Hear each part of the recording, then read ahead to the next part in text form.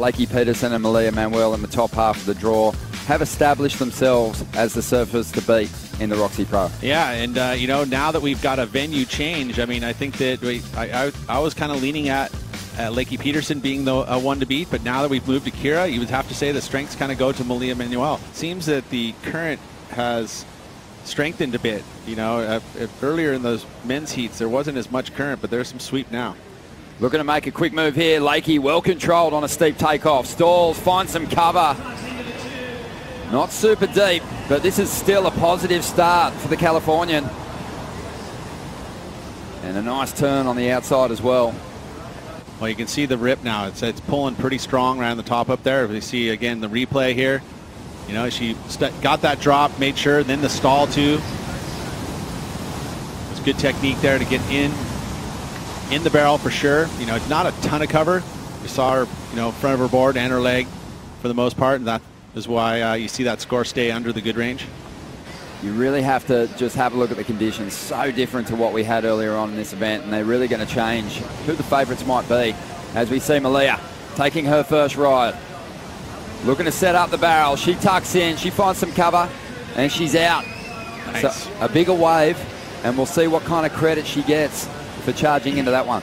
And one of the things you'll find, there is a pretty distinct difference in the intensity of the wave for Malia's wave. So that's going to factor in, but I feel like this could actually be a little bit higher than Lakey's just because of the intensity of that wave. Again, much bigger, the takeoff.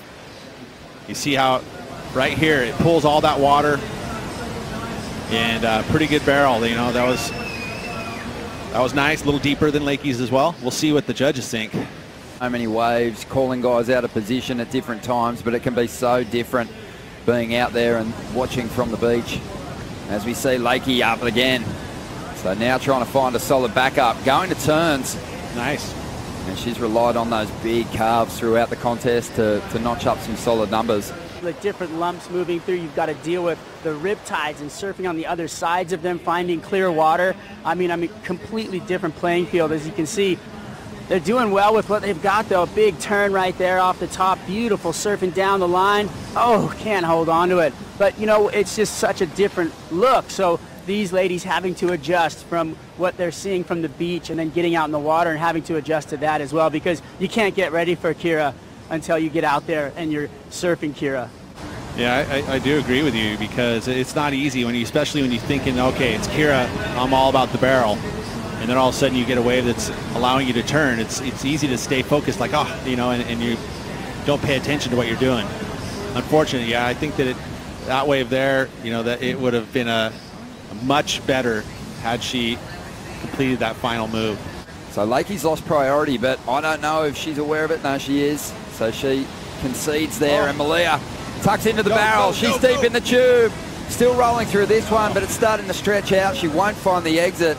Did really well, because that was, she had to duck. She has to get underneath that one, and she got in the slot. It's just too bad the wave did not slow up at all. It just ran faster and faster and faster. But look at this drop.